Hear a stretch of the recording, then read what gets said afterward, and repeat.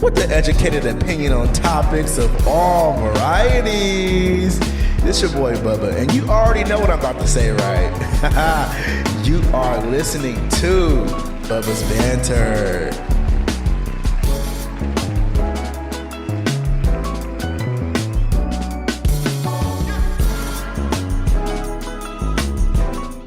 Y'all, what's good, y'all? It's your motherfucking boy. I ain't gotta say no names, right? But I am anyway. It's your boy Bubba, and you are watching and also listening to. I hope you're listening to too. Bubba's Banter. I hope you guys are living well, feeling well. I am doing good. I'm doing great. Y'all know what time? It's 7 motherfucking a.m. in the morning. Now, listen. Yesterday, I tried to do my little podcast with my for y'all who gonna see it, my DJI mic mini. It was really hard trying to get this shit to work in. It was really hard, and usually that's some shit that you would use outside. I don't have a lightning stick yet to plug it up to my phone so I can be able to do podcasts outside, because I really want to do that, especially for 2026. I'm going to be outside this year, and I'm going to be podcasting outside. I have to.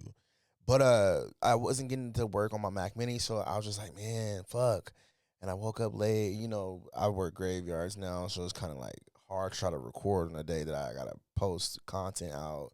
You know, I ain't dropping no promo, so I was like, okay, fuck it. I'll just drop it another day. You know what I'm saying? I'm trying to get consistent, stay consistent. I want to say shout out to everybody who watched my last episode where I was bantering on, you know, the things that was happening in the social media world.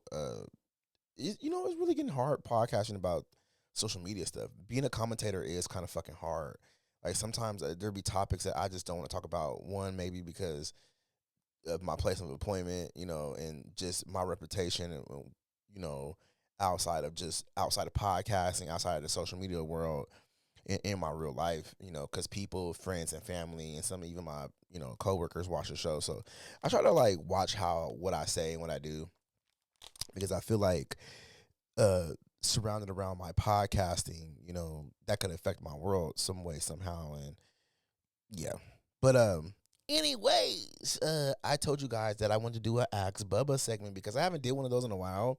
And I feel like sometimes my shit be getting too serious, even though some of these questions that I got are very fucking serious. I got like 30 fucking questions, y'all. 30 motherfucking questions tonight. And I'm going to try to answer all of them. I'm not going to say that I am, but I'm going to try to answer most of them. And yeah, but before we start doing that, I want to make sure y'all go ahead and hit, motherfucker, that subscribe button.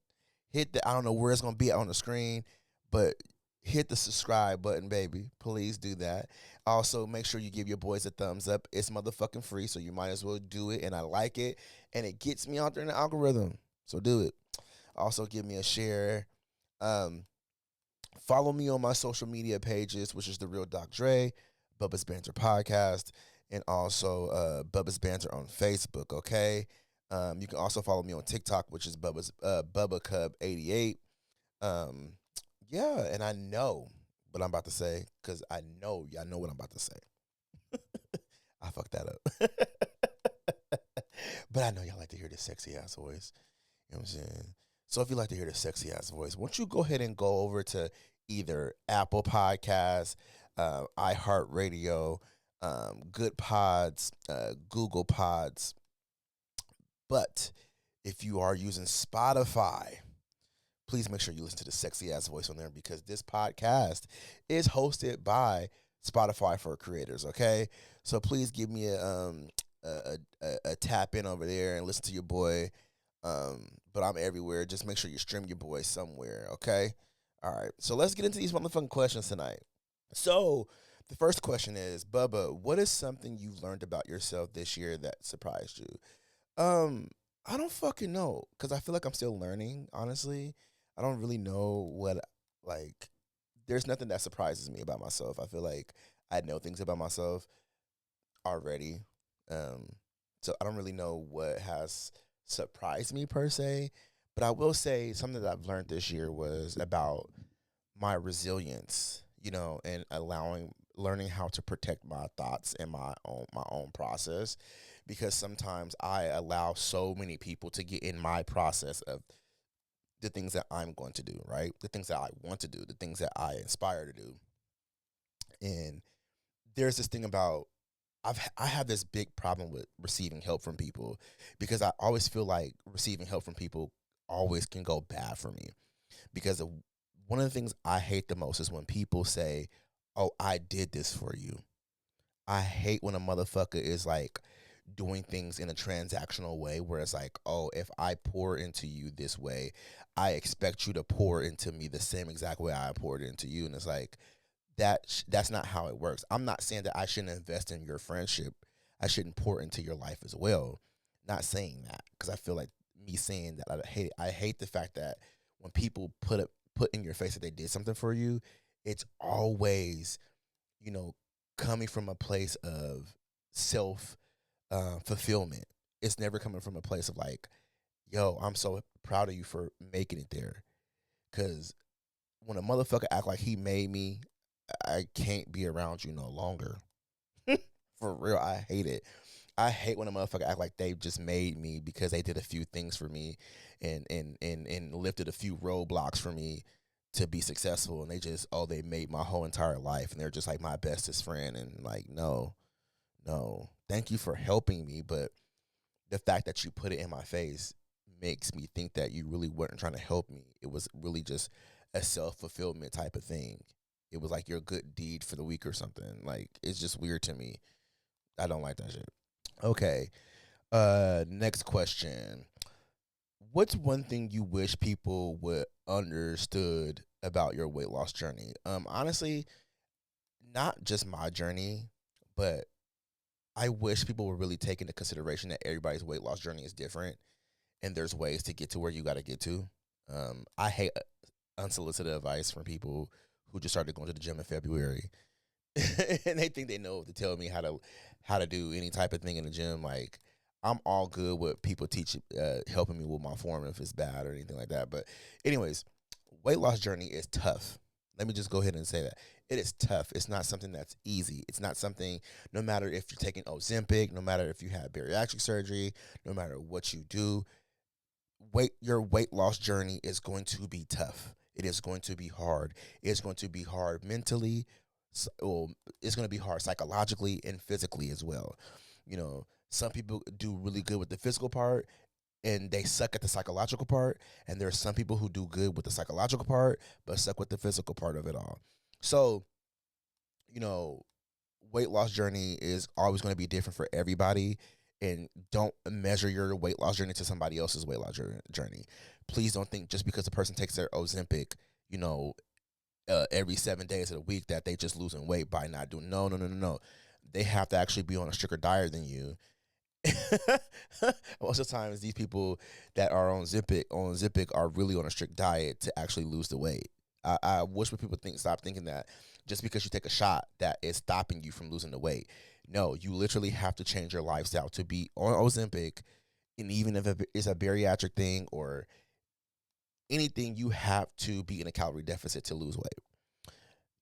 People who take Ozempic, a lot of the times they are in a calorie deficit. One, they can't eat. It's hard for them to physically eat. You know, they have to find creative ways to actually feed themselves and give themselves fuel to even go to the gym and work out and just work or just do day to day, task. So it's not easy just because people are taking a shot. Oh, they're losing weight. No, they have to change their lifestyle in order to lose the weight while taking Ozempic.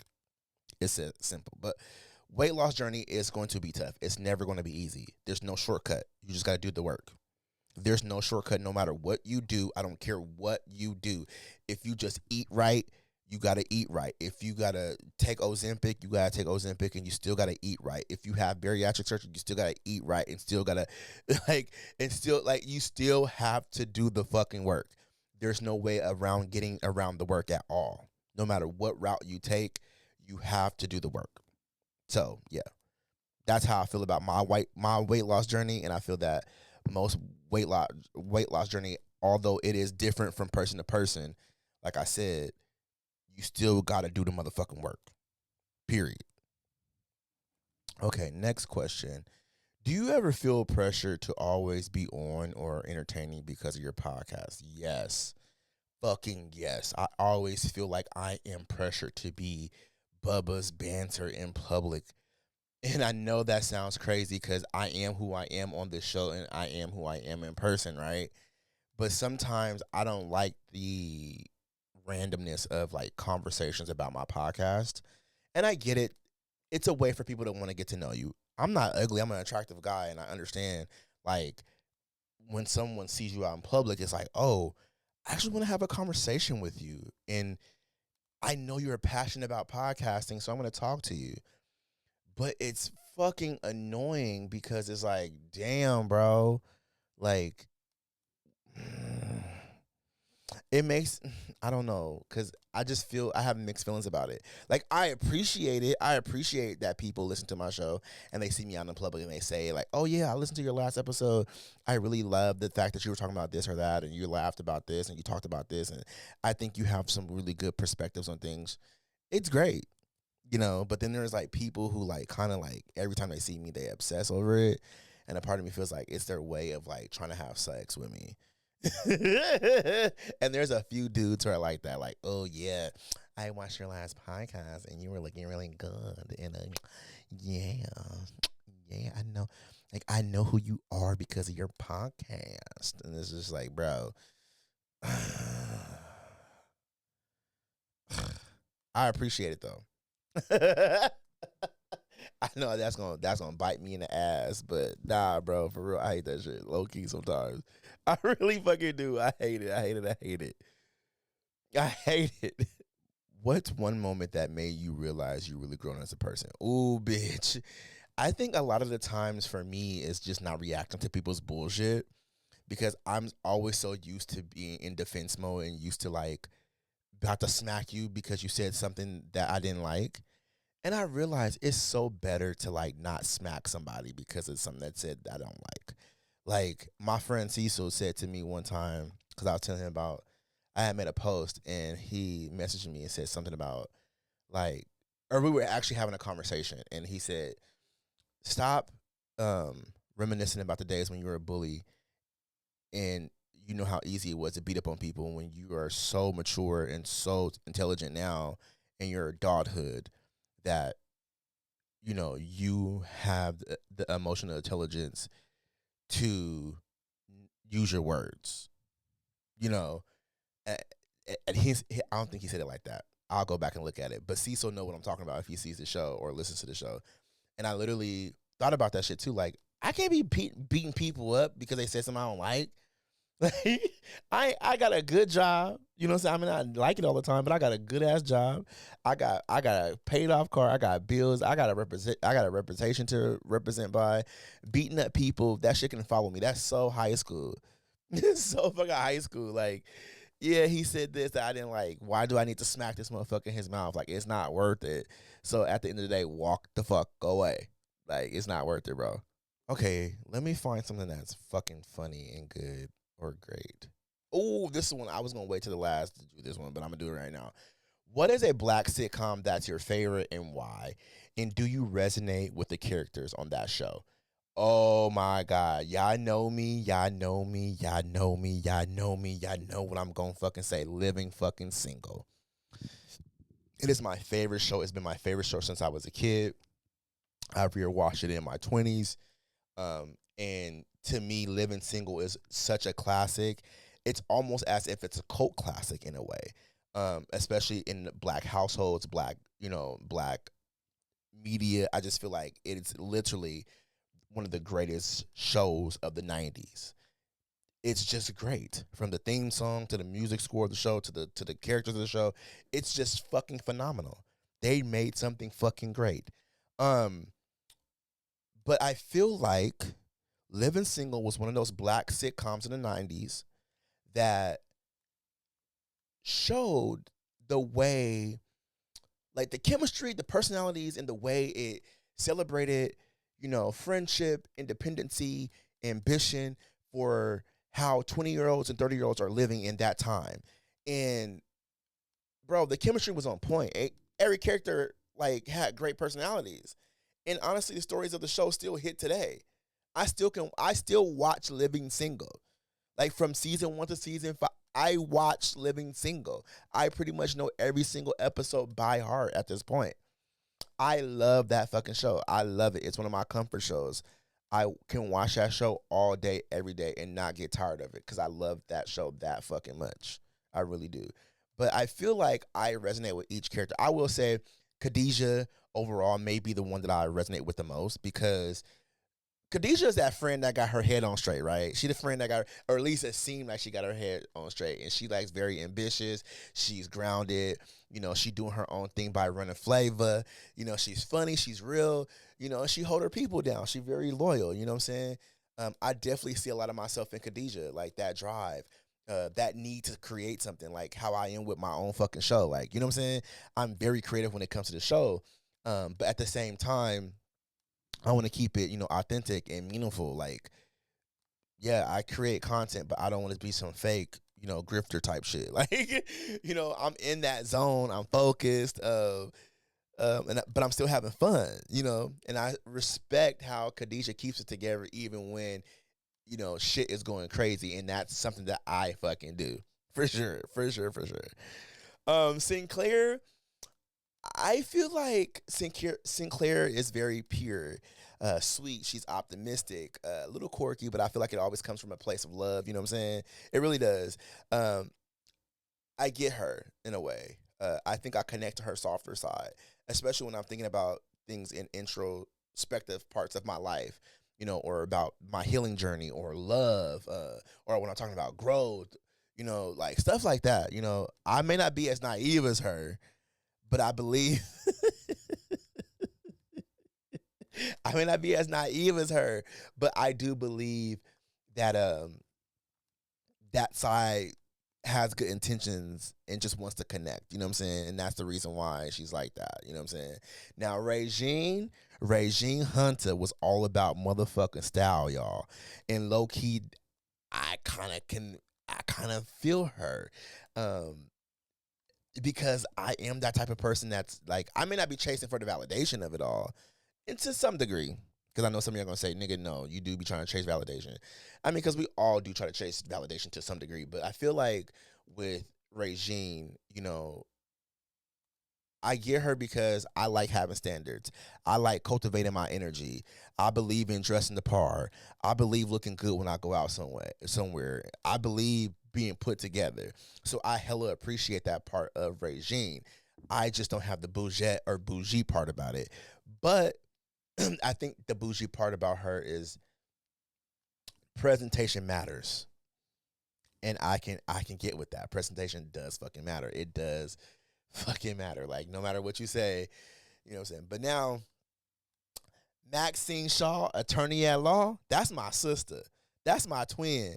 I'm the male version of Maxine Shaw. I personally feel that way about Maxine.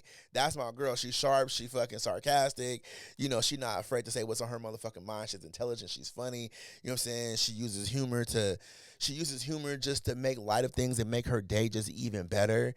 And that's me. That's literally me. Like, I definitely have that, Maxine Shaw with a mic, right? Like, I be on her fucking bantering, cracking jokes, and saying funny shit. And I think watching her, because I watched her on the show, and I'm like, damn, I commentate. I'm a commentator just like her in a way, because I be saying some sharp, quick, funny shit on the quickness and not even thinking about it. I just say it.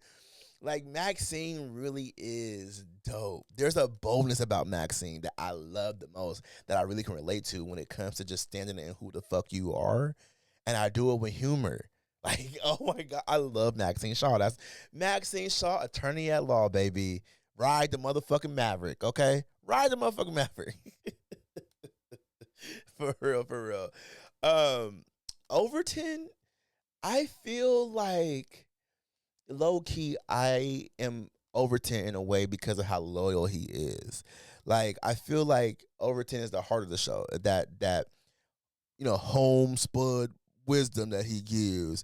You know what I'm saying? Like, like, he shows up for his people, especially the people he loves. And I feel like that's something I can connect to because that's how I am with somebody. Like, am that person who will give my shirt off my back to my closest friends in need if they need a shirt. You know what I'm saying? Um, but like I said, I feel like when it comes to relationships, I love the way Overton connects to the people, and not just his romantic relationship, but his platonic relationships as well. Um, the connection, the connectiveness that he gives to his friends, and the love that he gives to his friends and family, and lovely Sinclair, um, I think is just dope. It's a dope thing that Overton could be like that. Now, Kyle Barker, I ain't gonna sit here and lie and say I was the biggest fan of Kyle Barker on the show. I was not. I appreciated I appreciated Kyle because of how pro black he was. I definitely did. But then I feel like sometimes that suave, sophisticated type shit was just kind of annoying. It was it was a little bit too much sometimes. But I respect Kyle because Kyle can have a conversation, and that's who I am. I can be a conversationalist when I need to be, and I know, like my friend said to me, sometimes you bring the intellect in the room. I said, what? Stop! Don't give me that. He said, no, you bring the intellect in the room. Like you bring it there because you don't just play devil's advocate, because I do also hate a devil's advocate bitch, because a lot of times these devil advocate bitches don't even know what the fuck they be talking about. But hell yeah, I hate a devil's advocate bitch. But like I love to make people think about things. Oh shit, I love to make people think about things. Um, to think about things and to have perspective of things, not necessarily to change their thoughts, but to be able to see something from a different angle, and maybe that may change their thoughts or their perspective on whatever they thought previous to what I said to them.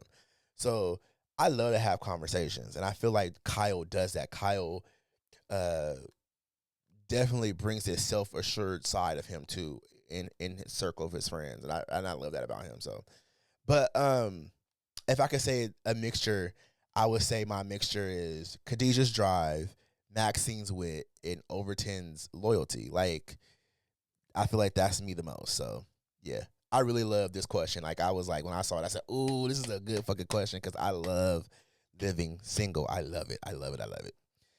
Okay, next question. Let's find another one. Okay, y'all, I'm probably not going to do all 30 because I'm getting tired. I ain't going to lie. Okay.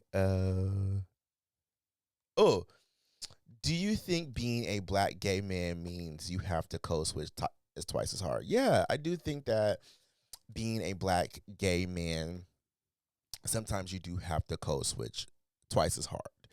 Uh, One of the things that I felt a lot when I first came out as a gay man, especially living here in the Pacific Northwest, and I can only speak about living in the Pacific Northwest because I said that shit so wrong. I can only speak about that in the Pacific Northwest because I am a Portland native. I grew up here, and I was born and raised here. And I came out at 25, and when I came out, every space here as gay wise or gay environment was very white. It was very white. Techno music, every time you go into the club, it was techno music. Uh, it was There was times where I feel like I almost forgot how to dance, and I've been dancing most of my life. Like, I'm dead ass. Like, the boom camp boom camp boom camp boom boom boom boom boom boom. Like it went from hip hop hood shit to the boom boom boom boom boom boom boom. Like, for real, like it like my whole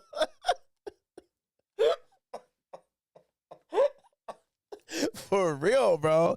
Like, my whole life changed before my eyes. Like, going to a club and hearing like hip hop music, or like just like music, to going to gay clubs, the music scene changed differently for me. And that doesn't mean that I don't like house music, because house music is a little different, because it's from black people. As much as y'all want to act like it's not, it's definitely from black folks. But going into a gay club, bro, hearing the boom, boom, boom, boom, boom, like all day, and you thinking that it's like a different song, but it actually is the same fucking pots and pans music that was playing 2 minutes ago. Like, bro, telling you, it's too fucking much sometimes. So yes, like I felt like I had to change so much of my personality to fit in, to find community in this community, the gay community. And I think in the Pacific Northwest, that is not, places, other places. I haven't traveled that much. I've only lived in Portland my whole life. So maybe my experience would be different if I went to like Atlanta or somewhere that was more black. Like I would probably have more of a better experience as a gay black man. But being in these spaces, bro, like that's what I was, subjected to, was like that type of shit. And I had to code switch a lot. I had to learn, different types of, shows and movies and like different things that like gay people listen to and watch, and the way I dressed. Like, I used to be a baggy, saggy, clothes wearer, which I'm probably happy that I grew up. But yeah, the stuff I wore, like, you know what I'm saying, swap meet t-shirts and shit, like I was really dirty and hood low key. And then when I came out, my swag got a little different, you know what I'm saying? And well, no, let me stop lying. My swag kind of got a little different when I hit 20. I started wearing the swap meet t-shirts and shit, and started wearing like polos and just regular t-shirts and jeans, you know what I'm saying? But I'm just saying, like, there's a lot of things that had to change a lot as a gay black man for me coming into this community at 25. And I learned a lot that I had to do, which I didn't have to do it, but I wanted to fit in. I wanted to have friends in this community. And yeah, so that's what happened pretty much. But whatever. Okay, let me see. Next question.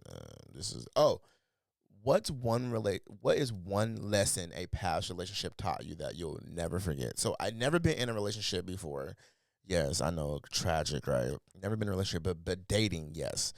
I think one of the things that I've learned about dating in this specifically thing is that, I know I said specifically too. I'm sorry, I can't say specifically.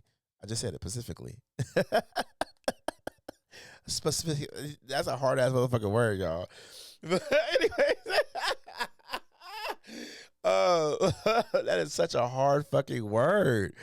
But one of the things that I fucking learned in this situation was that time fucking matters. If people do not want to give you any time, they don't want to spend time with you, or they don't go out their way to make time to spend with you, they don't really like you.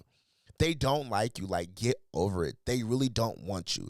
People make time for the things that they want. People, if they really are interested in you and think you're like they can be with you on that level, that like that romantic level, and not just, a bar hookup or a barracuda hookup, or I'm kissing you at this bar and I'm really acting like I'm really in love with you, but I'm really not. It's just a moment type of situation. Then they don't really like you that way. You know what I'm saying? Like, that's one of the things that I really took into consideration, is like, men play these games, and especially men who are in like bad situations when it comes to relationships. It's like, oh, I'm going to leave this person alone. I'm going to tell them I'm not really ready for a relationship, and make them think that I'm really ready for a relationship by liking them and showing some type of affection to them, that I actually like them. But you know what? I'm just going to play around with them and just say we're friends and let's be friends, like, that's really what happens in this community so much. I just run into so many broken people, though, because I do think broken people attach themselves to broken people. But in my last situation, I was really so like stupid, because I was like, fuck, I like this dude, he's really dope, this is different for me. I don't really talk to dudes that are younger than me. Like, I don't really think about, like, what I'm saying, I'm like, oh shit, this might be different. What I'm saying? It was fun. And then I started realizing, like, damn, I asked this motherfucker to hang out more than he asked me to hang out. Like, this is weird. Like, I'm asking, like, oh, what are you up to this weekend? Like, let's hang out. Oh, I'm gonna go hang out with my best friend. And it's like, motherfucker, like, okay, how many weekends do you need to go spend time with her? It's just so weird. Like, you don't want to go walk in the park. You don't want to go have coffee together. You don't want to talk. You don't want to get to know me. Like, You like that's how you get to know somebody is when you actually spend time with them. And the whole time was like I knew he had just got out of a relationship and all this stuff, and he wasn't ready for a relationship. And then like out of nowhere, now that I realized he didn't like me, I stopped kind of like not necessarily giving him a cold shoulder. I just stopped talking to him to see if he would hit me up every once in a while. And no, did not get nothing. Like did not get nothing, nothing. And then out of nowhere, I see a selfie, and I'm like, the fuck, like. Oh, you in a relationship? Okay, like wowzers. All right. But you're not okay. I mean, I guess you can't help when love comes, but like, man, cut the fucking cap. Like, cut the crap, bro. Like, cut the motherfucking cap, bro. And I'm not even hating. I'm just saying, like, I just think it's weird when dudes do that shit. Like, just tell me straight, like, hey, bro, I think you're a great guy, but I think we should just be friends. And some people don't know how to say that, But I'm very like, hey, you're cool, but I don't see you the way you see me, and I just want to tell you that so quickly because I don't want to hurt your feelings. I'm very quick with that shit because I know what it feels like. Um, but yeah, I was just like, man, fuck that dude. Like, I don't care anymore. Like, it is what it is. Like, what am I supposed to do now? Like, cry over you? Nah, bro. I'm good. I'm good. But yeah, I learned my fucking lesson. Time matters. Time motherfucking matters. Like, if a motherfucker is gonna make time for you, they're gonna make time for you. They're not gonna sit here and play these little games. They're gonna make time for you. So I'm good. If you don't wanna if I gotta hit you up every fucking week to hang out, I'm good, bro. If I gotta hit you just to hang out, just to see you, I'm good, bro. You don't want to FaceTime? I'm good, bro. Yeah, I'm good. We can pass on that. We can pass on that. Oh, this can actually follow up to what I just talked about. What's your most toxic trait that you'll actually admit to? Oh, bitch. One of my toxic traits is that when I see something not working out, I try my hardest to make it work out. Bitch. It is a bad motherfucking thing. Like, it is a bad fucking thing. Like, it is a bad thing. It is a bad thing. It is a bad thing, y'all. It's one of the most toxic fucking traits that I possess because I know I will fucking drain myself to make something work if it's not working with a person. I will, like, me and my mentor, and I don't care if he sees this or not, but oh Lord, we literally will fight and not talk to each other for a while. And I love that motherfucker so much. And there's parts of me that's like, I just want to pop up on him and be like, hey, let's talk and let's just get it out, bro. Like, really get this shit out. You know what I'm saying? But then it's like, a part of me is like, why continue to keep doing that shit over and over and over and over? Why am I fighting with my mentor? Like, that's just weird. It almost feels like a relationship. Like, like I'm fighting with my wife, and I'm like, can I come home, please?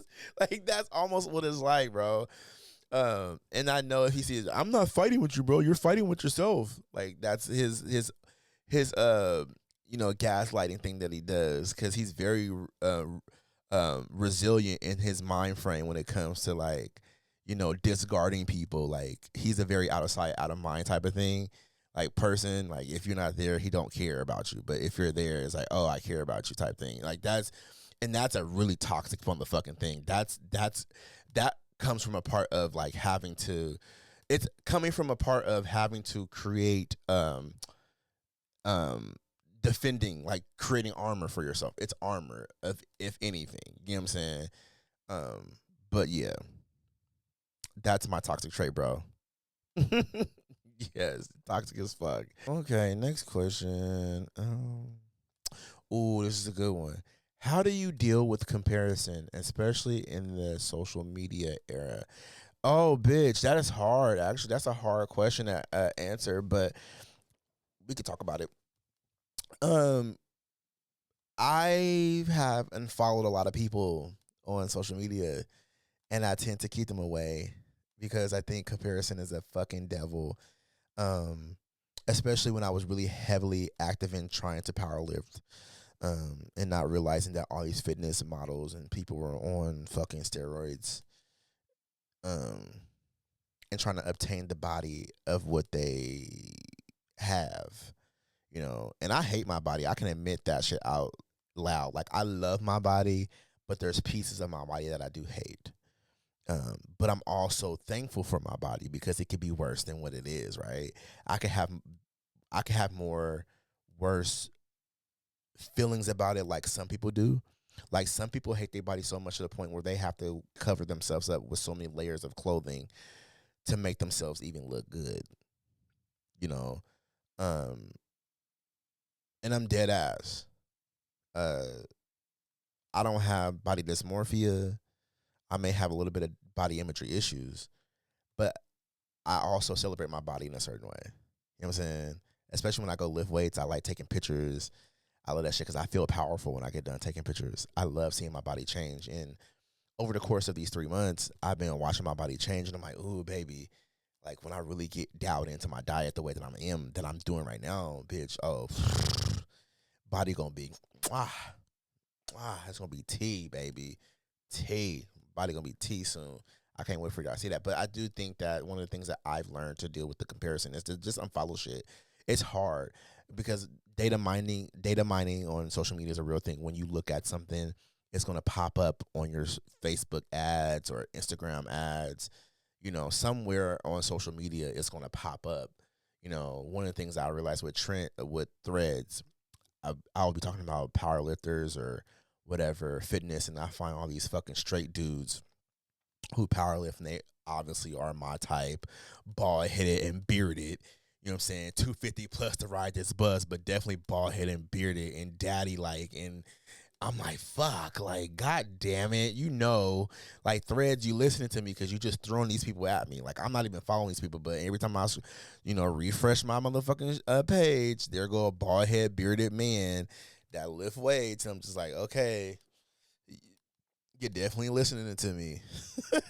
You're definitely watching when I'm scrolling on. Like, come on, bro. Like, it's definitely getting thrown at us a lot of the times. And so you have to really watch what you are consuming. I do believe social media consuming does hurt us in a way because we get so lost in the sauce.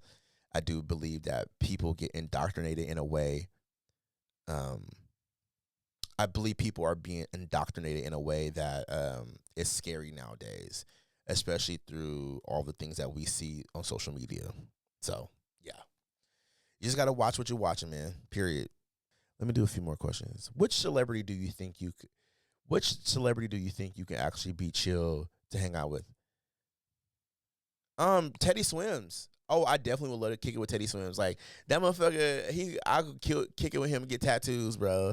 Like I really think Teddy Swims is like a really dope ass person. I don't know him personally, but I feel like his energy gives I'm a really cool, like down to earth dude who probably smokes weed and get high all day, and I can't do that. But I feel like he can be really fucking fun to hang out with. Like I feel like he would be fun to play video games. He seems like a big fucking kid, bro, at heart. And I think that's what I kind of like get from him is like kid vibes. He would be somebody I would love to fucking hang out with and like chill and like get certain perspectives and be vulnerable with like those type of people. Um, yeah. Oh, Duran Bernard too. Duran Bernard is somebody who I really would love to hang out with on some just like chill shit. Not even like I want to know about you as an artist, but like I want to know about you. I want to understand you. I want to know what you like. I want to know what's your favorite songs.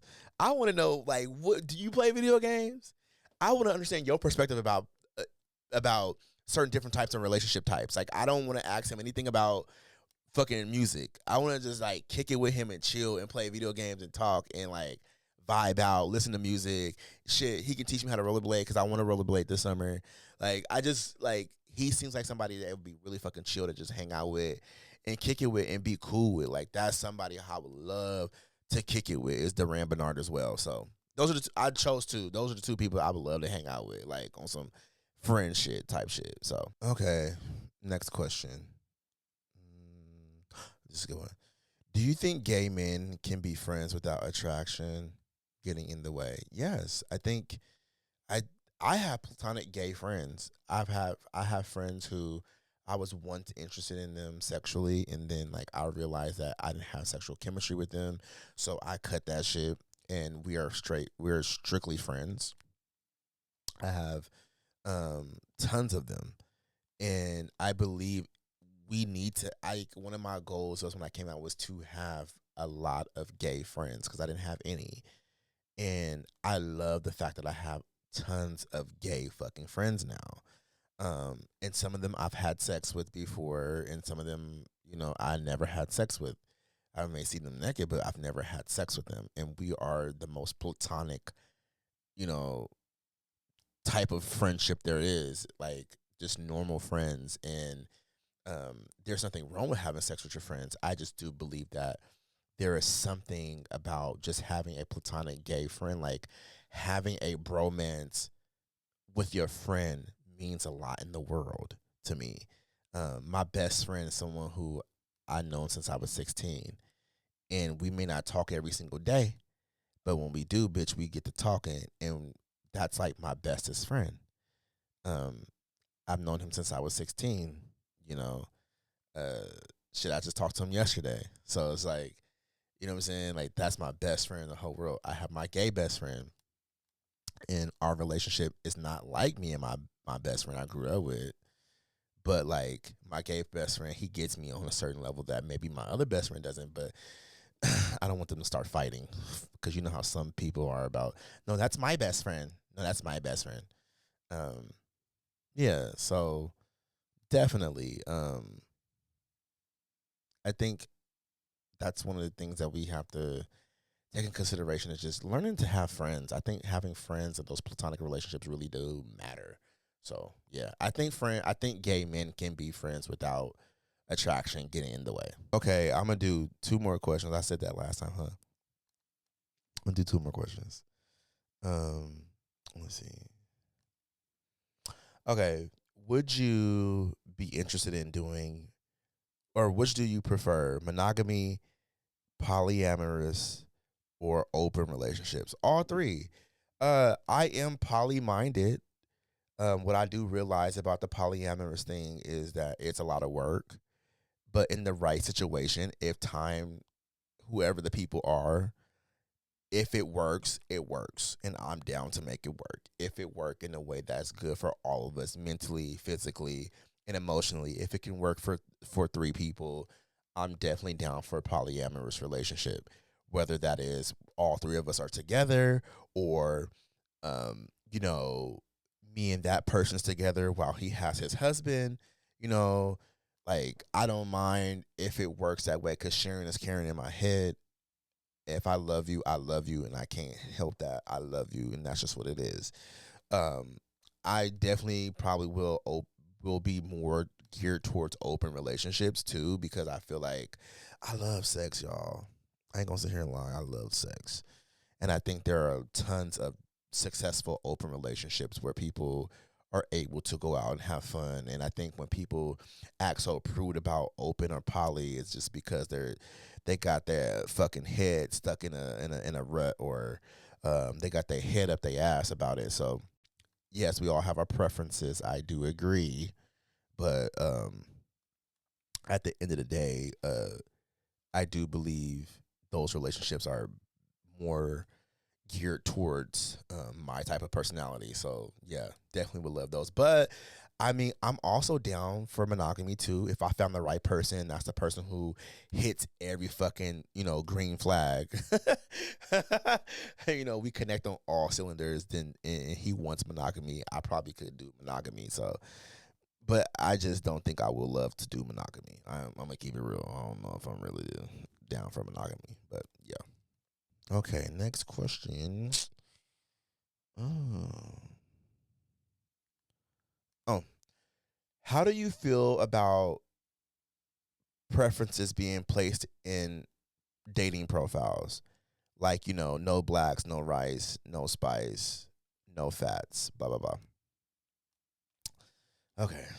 This is a tough one because some of y'all gonna probably get mad at me.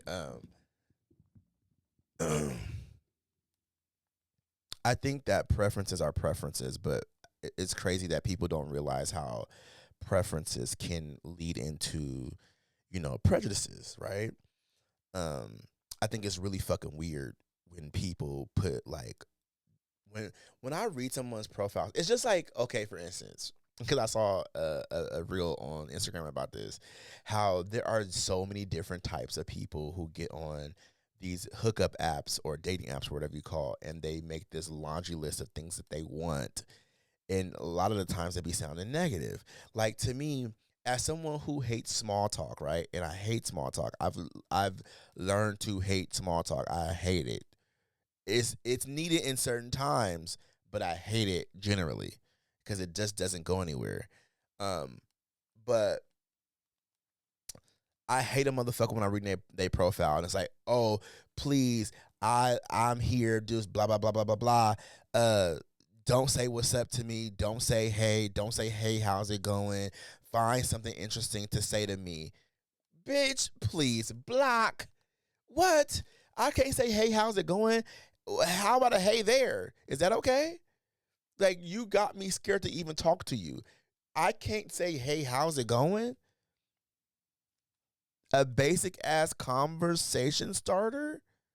I'm supposed to be like, oh hey, your hair color is beautiful. What color is it? Is it brunette? Is it like shut the fuck up? Like, am I like you really are making me like come up with interview questions, or I like to call them those security question password. You know, when you put in your password and it says come up with 3 security questions when you're like forgot your password. That's kind of how it is. Like, bro, you making me come up with all these goddamn motherfucking random ass motherfucking questions for you to pique interest in me. Get the fuck out of here, bro. Like I hate those, but um a lot of people don't realize that preference, man, it sometimes teeter into prejudices because there's a difference between saying, like for me, oh, a beefy masculine guy here looking for bald head bearded dudes who are between the ages of blah blah blah blah blah. I don't mention a specific race. I don't even mention a specific body type. I may say, oh, I like blue collar men because that's the aesthetic that I like from that type of group of men, right? I like the blue collar men look. I love it. You know what I'm saying? I'm a tit pig, a tit pig fan. If y'all know who tit pig is, you know. If you know, you know. I love me a blue collar man. So, um, yeah. So it is what it is. But heavy on the bald headed bearded. You know what I'm saying? Heavy on that. But yeah, that's just what it is, right? I like masculine guys. I love masculinity. I'm attracted to it. You don't have to put in your profiles no fats if you're not interested in bigger men. You don't have to put no Asians if you're not interested in Asian men.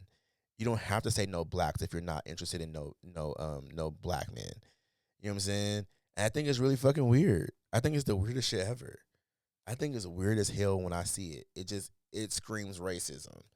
It does. And it's not because you don't want to have sex with a black man or a trans person or whatever it is.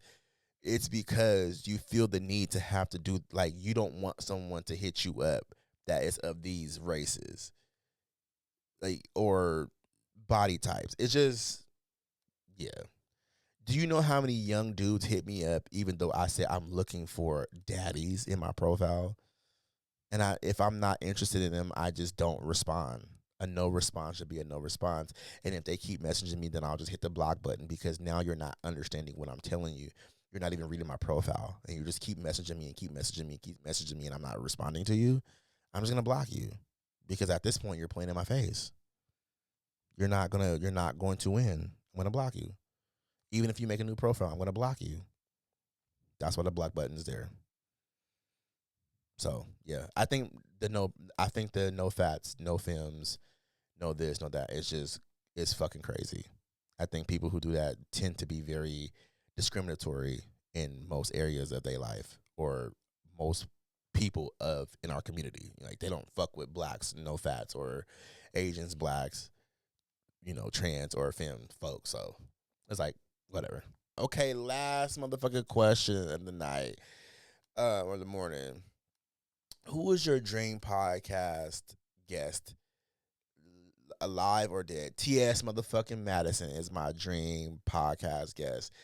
Y'all don't understand how much I love T.S. Madison. when I'm telling y'all I'm a Maddie Mob member, I was there for Lipton Tea Time on Facebook.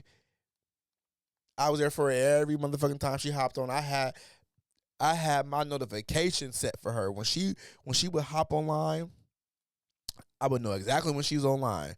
And no matter where I was, if I was at work or if I was at home playing video games, if I was at home just chilling at the crib, if I was at the gym, I turned that motherfucker on to listen to T.S. Madison because I just love T.S. Madison. That is my mother in my head as well. Like, I've never met this woman, but she gives me life. She gives me life. Like, that is my dream podcast guest. I don't know if I can get it now because I know her availability is crazy probably now. And she want that coin. I know she want that coin. I ain't got the coin to give, mother. But I definitely would love to have T.S. Madison on my show. Like, straight the fuck up. I love her so fucking much. I really fucking do. And I was so mad that I didn't get to see her when she came to Portland the very first time for Barracuda. I was pissed off. I was looking for her, and my friends like, "Oh, we're about to go. We're about to go." I was like, "Why?" And at the time, I could have just stayed and caught an Uber home or a Lyft home, but they were driving me, and I didn't have a lot of money, so I was just like, "Okay, fuck it. I'll just have to go with them." But I was so mad that I missed her. And then she came to the airport on the day that I was off work. She was going home on the day that I was off work. So I missed her again. And I was just like, fuck. Like, how the fuck I keep missing T.S. Madison? Like, this is so annoying. Like, bro, this is so annoying. Like, it's so annoying to miss T.S. Madison. It was so fucking sad. Uh, really sad, bro. Really, really, really sad. But it's just something about her. She's funny. She's amazing. I think she's brilliant. I think she has a lot to say. Um, I just think, and just seeing her growth from the Lipton Tea Time to where she's doing now on songs with Beyonce. You know what I'm saying? Beyonce know who she is. That is mother. She's living grand. It's just so dope to see somebody's life go from where it was to where it's at now. And I'm just proud of her. I think she's so fun. There's a video. Because Maddie is fucking funny. There is a video of her in the car with her old manager, and she's talking about getting on this plane. And it's one of the funniest motherfucking videos because I hate flying too. I don't care if it's 2 hours or 1 hour or 6 hours. I hate fucking flying. I do. But if I gotta get there, bitch, that's the fastest way to get there, right? Um, but she said that that plane did an evil, evil left. It did an evil right. It did a cha-cha slide. She said, I almost told this motherfucker, told the pilot to let me out of this plane and set me down on this cloud. When I tell you, I laughed so motherfucking hard when she said that shit. Because it was just the funniest. I hollered when I first heard that. Because I feel the same way. Let me out and set me on this cloud. Because, bitch, what? The turbulence is evil. Oh, I hate turbulence. But yes, T.S. Madison is the shit. She is the shit. I just love who she is. Yes. Yes. I love her. But anyways, we are at the end of the show, y'all. I want to say thank you to everybody that likes, shares, subscribes, and watches my show. I really do appreciate you guys so freaking much for doing that. I just love it so much. I really do appreciate you guys. I probably will be ending my show very, very soon, meaning the season.